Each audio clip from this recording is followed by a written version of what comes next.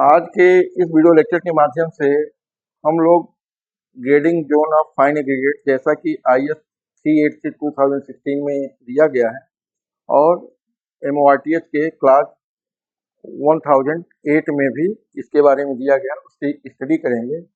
जो grading zone क्या होते हैं, वो कैसे क्या कहते हैं, क्यों ज़रूरी है। जो जब भी हम कंक्रीट का प्रोडक्शन करते हैं तो उसमें जो फाइन एग्रीगेट है उसकी फिनिशिंग के लिए, उसके सेग्रीगेशन न हो, उसकी वर्केबिलिटी के लिए बहुत ही इम्पॉर्टेंट होते हैं। ये जो कोर्स सेग्रीगेट होता है उसके वाइड्स में जा कर के उसको पैक करते हैं। तो एक प्रॉपरली वेल ग्रेडेड जो हमारी सैंड होगी, फाइन एग्रीगेट होगा, उससे हम एक अच्छी कंक्रीट प्रोड्यूस कर पाएंगे। इसका जोन दिया गया है, एक zone grading zone 1, grading zone 2, grading zone 3, grading zone 4। तो कोर्सर से फाइनर की तरफ चलता है और जो इसके IS सीव हैं that is 10 mm, 4.75 mm, 2.36 mm, 1.18 mm, 600 micron metre, 300 micron metre and 150 micron metre के जो सीव डिजिग्नेशन है उसके ऊपर में इसको हम लोग सीविंग करते हैं, जैसा कि IS 2386 पार्ट 1 में दिया गया है। इसके पीछे की वीडियो में हम लोगों ने how to do the sieve analysis के बारे में स्टडी किया है। और सीव एनालिसिस से हम लोग परसेंटेज पासिंग को निकाल लेते हैं और इस टेबल के माध्यम से हम लोग देखते हैं कि हमारी सैंड कौन से ग्रेडिंग जोन में पड़ रही है और जो प्रोजेक्ट डिजाइन में, जो डिजाइन में सैंड ली गई है, क्या उसको क्वालिफाई कर रही है। यदि क्वालिफाई नहीं कर रही तो उसमें हम लोग ब्लेंडिंग करके या कुछ और करके उसको क्वालिफाई करा देते हैं, ताकि हमारी जो कंक्रीट है well design concrete, well design mix हम लोग तैयार कर सकें और फील्ड में भेजें।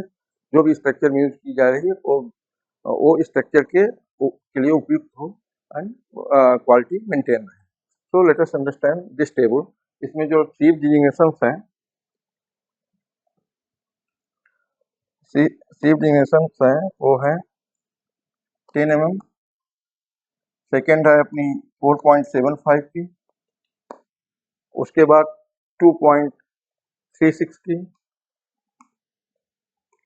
उसके बाद 1.18 mm की, उसके बाद 1.18 mm की,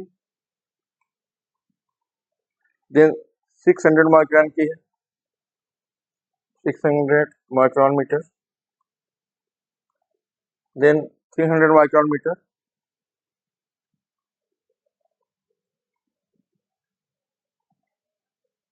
then 150 micron metre.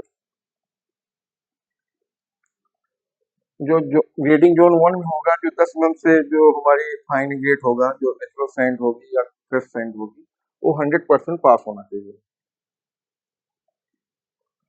Grading zone 2 के लिए भी वो 100% पास होना चाहिए। ग्रेडिंग जोन 3 के लिए भी 100% पास होना चाहिए एंड ग्रेडिंग जोन 4 के लिए भी 100% पास होना चाहिए। जो 4.75 पे है, ये 90 to 100% है, मतलब कि 10% उस पर रिटेन हो सकती है या 100% उस पर से सीप पर से 4.75 सीप से पास हो सकती है। सेकेंड है अपनी ग्रेडिंग जोन 2 में, इसमें भी 90 to 100% है। देन ग्रेडिंग जोन 3 में भी 90 to 100% है एंड ग्रेडिंग जोन 4 में भी 95% to 100% है। मीन्स इसमें या तो 5% तक रिटेन हो सकती है या 100% पास हो सकती है। देन 2.36 की जो सीव है, उसमें जो ग्रेडिंग जोन 1 की होगी दैट इज 60% to 95%, मतलब कि आइदर उस पर 40% रिटेन हो सकता है या 95% पास हो सकता है। जो ग्रेडिंग जोन 2 की सीव होगी उसमें से 75 to 100% एंड जो ग्रेडिंग जोन 3 की होगी उससे 85 to 100% एंड जो ग्रेडिंग जोन 4 की होगी उसमें से 95 to 100%।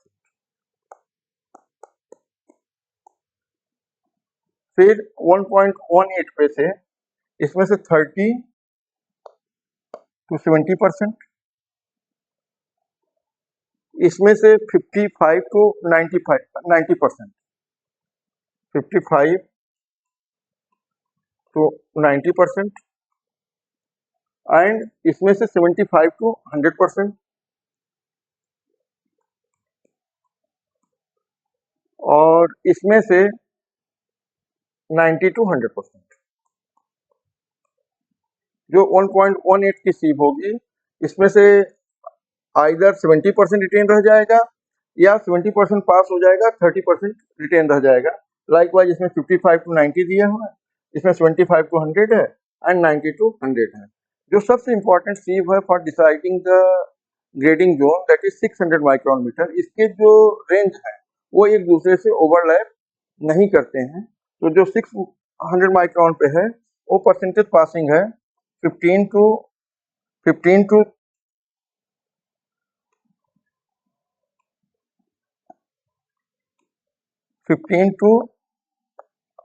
34%,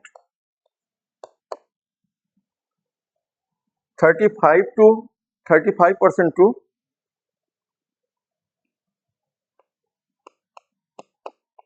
59%, and for grading zone 3 60% to 79%, and for grading zone 4 it should be 80% to 100%। जो 300 माइक्रोन मीटर की सीव होगी वो ग्रेडिंग जोन 1 के लिए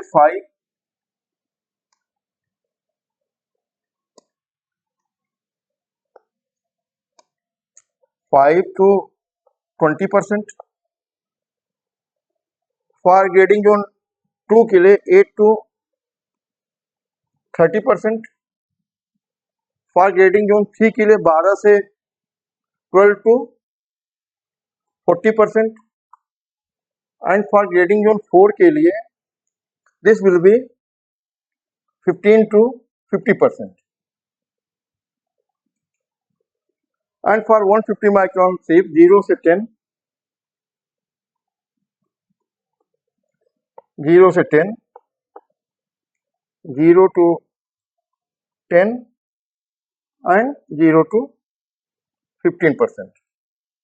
So with this table we can see जो 600 माइक्रोन मीटर की सीव है उस पर कोई भी ओवरलैप नहीं कर रहा है। तो जैसे ही सैंड साइड पे आती है वी मस्ट टेक सम 500 ग्राम और representative sample of that heap and तुरंत हम लोगों को इसको कर लेना चाहिए कि ये कौन से जोन में हमारी जो रिटेन हो रही है एंड देन परसेंटेज पासिंग जो हो रहा है वो कौन से जोन में हमारी सैंड फॉल करेगी। उसके अकॉर्डिंगली फिर हमको देख लेना चाहिए कि कौन से जोन की सैंड है। तो मास कंक्रीटिंग होगा उसके लिए कोर्सर सैंड हम लोग यूज कर सकते हैं क्योंकि इसमें कोर्स भी होगा और बहुत वाइड रेंज में फाइनर भी सिल टाइप के होगा। तो जो ग्रेडिंग जोन 1 की है जो मास कंक्रीटिंग है उसके लिए सुटेबल है, it gives strength but it is suitable only for the mass concreting not for the RCC structure. जो grading zone 2 and grading zone 3 की है प्रिफरेबली ग्रेडिंग जोन 2 की जो सैंड है that is use for the RCC construction, it is good sand and it produces एक cohesive material and workable material. तो ज़्यादातर कोशिश करना चाहिए ग्रेडिंग जोन 2 की हम आरसीसी वर्क के लिए यूज करें और ग्रेडिंग जोन 3 भी with design it can be use but it gives more finish depending upon the बहुत फिनिश वाला स्ट्रक्चर और बहुत ज़्यादा स्ट्रेंथ की रिक्वायर्ड नहीं है तो we can go for the grading zone 3। But grading zone 4 RCC work के लिए प्रोहिबिटेड है IS 383 में और जो मोड्स में इसको टेबल को दिया ही नहीं, तो ग्रेडिंग जोन 4 को हमको यूज नहीं करना है। और जो हमारी 600 माइक्रोन की सीव है इसमें कोई वेरिएशन नहीं है बट इसके आगे पीछे की जो ग्रेडिंग जोन 2 और ग्रेडिंग जोन 3 में आगे पीछे 10% मतलब 5 जैसे कि 55 है तो 50, 90 है तो 95%, 10% के आगे पीछे यदि है तो हमको उसी जोन में मान लेना होता है। ये प्रोविजन ऑलरेडी इसमें IS 383 में दिया गया है। तो accordingly we can see the कौन से जोन में हमारी सैंड फॉल कर रही है। So thanking you with this, I hope that grading zone of fine granite is clear to you. Thank you.